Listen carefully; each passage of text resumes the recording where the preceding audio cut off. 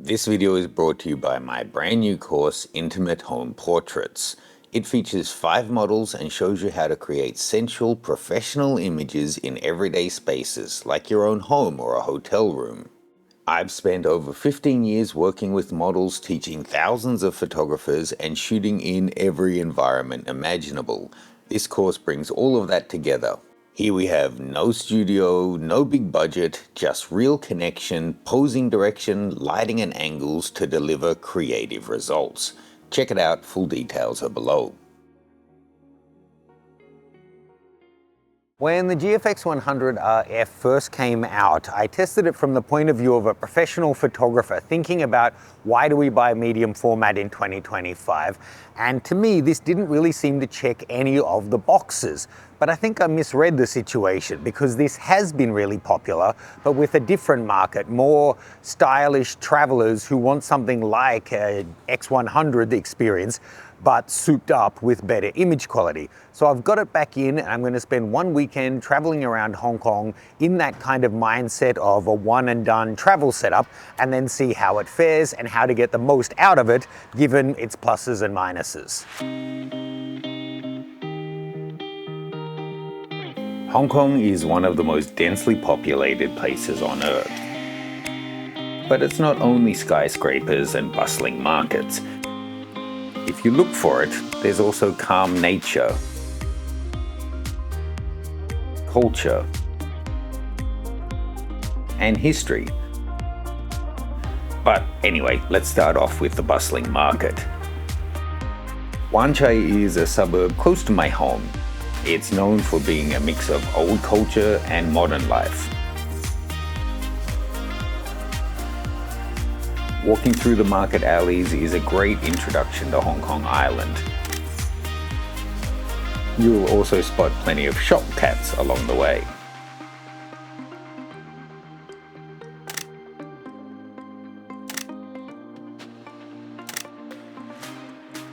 From the markets we headed up to Pak Dai Temple, which is one of the oldest in the area and an important place for locals to worship.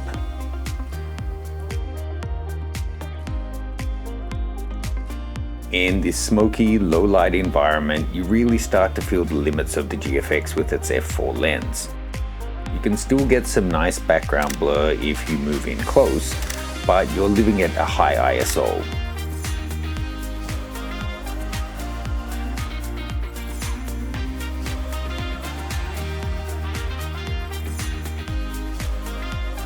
These shots were taken between 1500 and 12,800 ISO.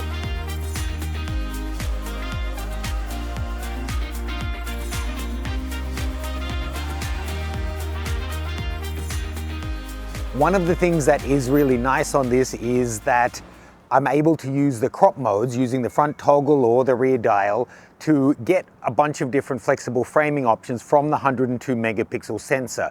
Yes, it's total overkill and maybe too much camera for this kind of a job, but it's also really handy to just have a one and done system. If you're an existing or aspiring Fuji GFX photographer, check out my expert setup guide. It covers every camera in the system, including this GFX100 RF.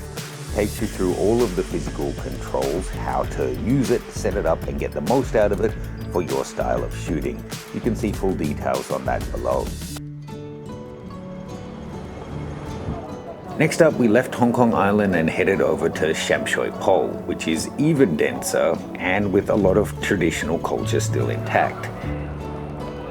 It's also home to many people who've recently moved over from mainland China, so there's a really interesting mix of old and new.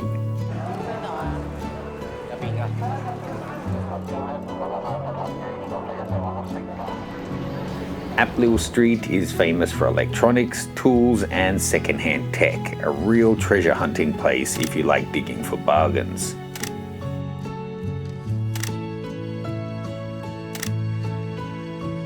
Trigger warning, this part may upset some people. Snake is a traditional winter food in Hong Kong. Well, less so here, but still in the mainland. This restaurant has been run by the same family for generations, and their soup is really well known. The snakes are bred and prepared off-site, But they did have 2 snakes live in the shop, including this pet python named Catherine, who was absolutely beautiful. Oh, hello darling, you're so little. But there's the thumbnail. Hello darling, you okay?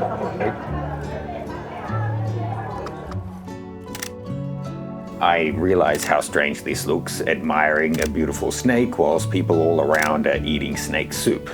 And just when I thought it couldn't get any stranger, we got one more surprise as we left, and the owner brought out a gigantic cobra.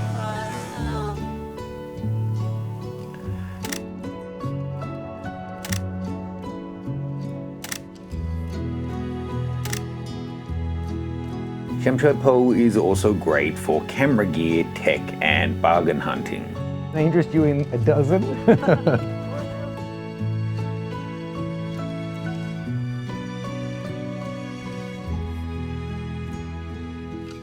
It's fantastic for street photography as well. The tall buildings create strong contrasty light in the afternoon. I really love the files that are coming off the GFX here. For candid shots, I found myself pre-focusing and framing first, and then waiting for the moment to occur or the person to walk in to avoid any focus delays. Nearby is also home to the Golden Computer Center and the computer arcades around it, which have some of the best prices for computer parts and peripherals in Hong Kong. Definitely worth wandering through if you're a bit of a tech head. Man, we are getting all of my favorite things in Hong Kong done in a day. I never seem to get the snake with the best background, which she really surprised me when she brought that cobra out, but still cool. Fuji just detects faces in the background though that aren't there, which is kind of weird. Overall, it's going great. The lags, I was missing some street photography shots, but I think tomorrow in nature, that's not going to be such an issue. I've used about half a battery so far, and it's what, 3 p.m. So I think tomorrow I'll need an external battery pack so that I can charge this guy whilst I'm on the go.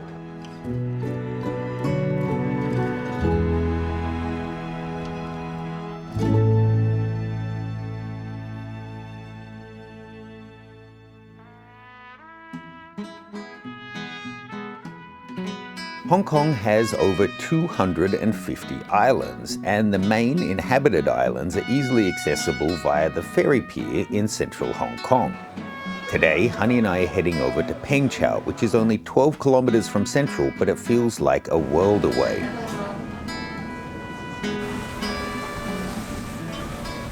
The island is under 1 square kilometer with only 6,000 inhabitants. If you take the ferry, be sure to grab a seat near the window as there's some great photo opportunities on the way.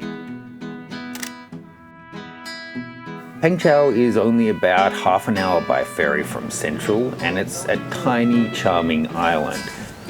This was my first visit, and every single person we met on the day was friendly and happy to chat.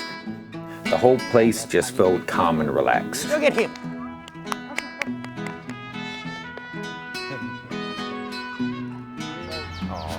So pretty. Hi. Passion.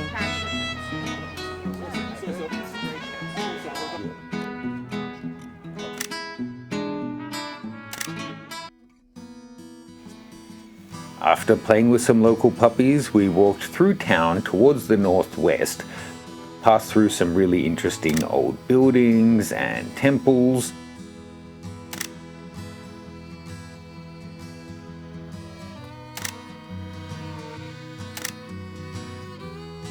And then stopped for some little Instagram photo moments.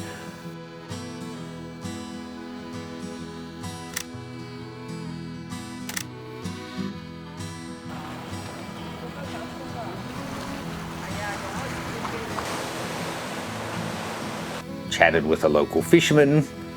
How many square feet?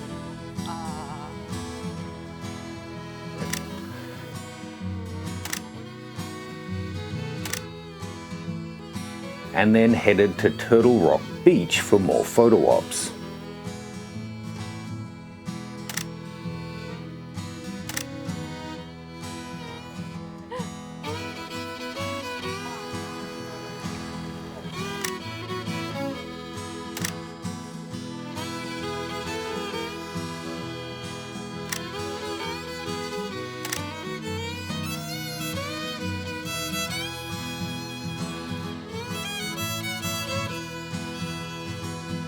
We wandered back through town to Storytelling Coffee for a snack and a drink.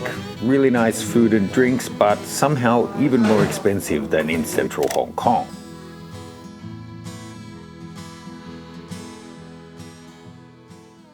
Look, I would say I've been shooting this for me quite lightly. For an average user, maybe a little bit heavily. I've taken quite a lot of photos, some video clips, but I do turn it off between exposures.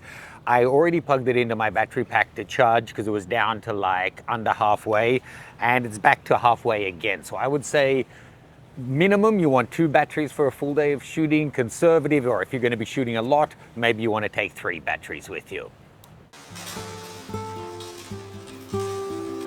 After refueling, we did a short hike up to Finger Hill, which is the highest point on the island, even though it's only 95 meters at altitude.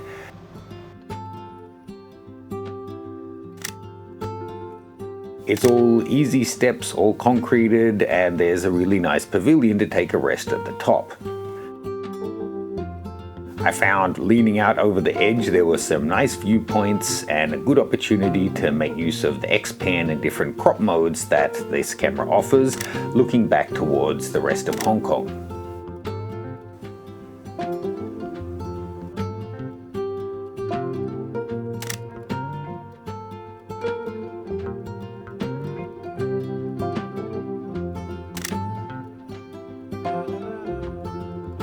The hike was really lovely at this time of year, but I think in summer it's going to be really different with the heat and humidity being a factor.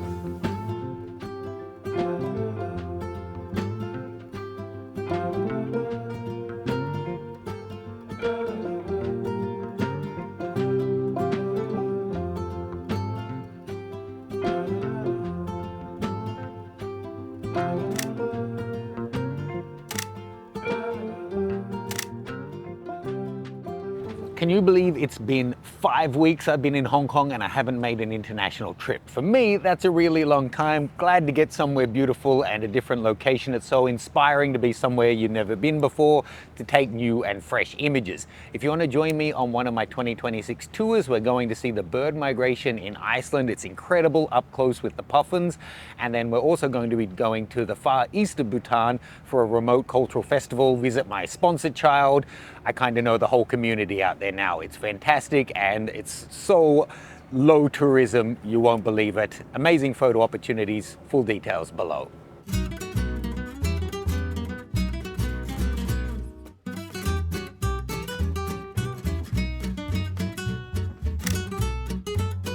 Back in town we found Cat Garden, a pet shop and cat cafe run by a lovely couple, Matt and Scarlett. It's a great space with lots of obviously well-loved cats, and they gave us lots of little tips about the island and where to visit.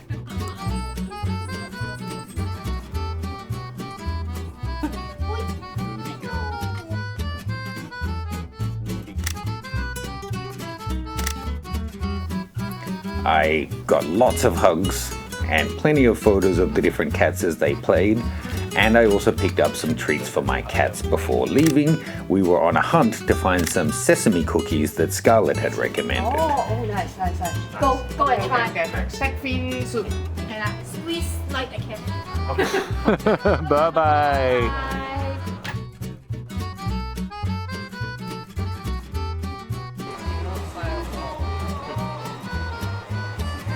You're just chilling.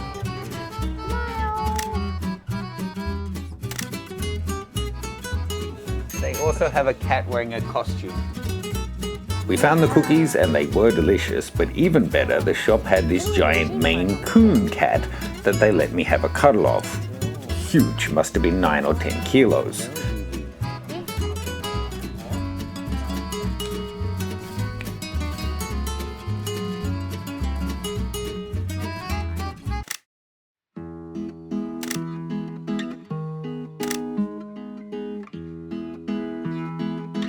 After that, we grabbed a few more snacks along the main street and found Chu Ki Porcelain, where the owner was still hand-painting dishes in the traditional style. We watched her work for a while and got some shots, and I also picked up a nice new food bowl for Loki.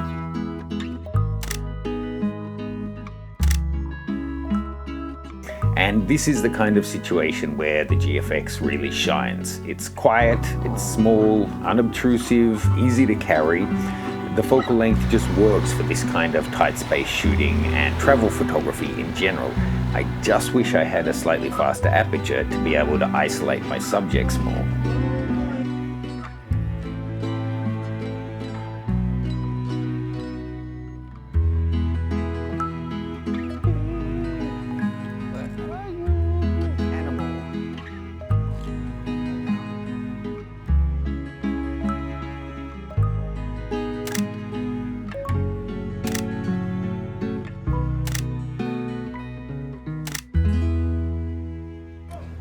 The colors are lovely. One thing you got to give credit to Fuji for is the film simulations are great.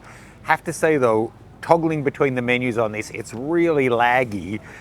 It's surprising for such a modern camera. But just a note, I like to shoot, for example, in acros, often with a red filter. It doesn't matter what you're shooting it in. When it's shot in RAW, obviously you still have the color, but you can also access all those different profiles in Lightroom.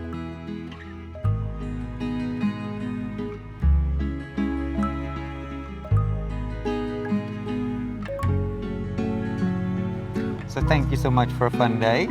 Thank you. My pleasure.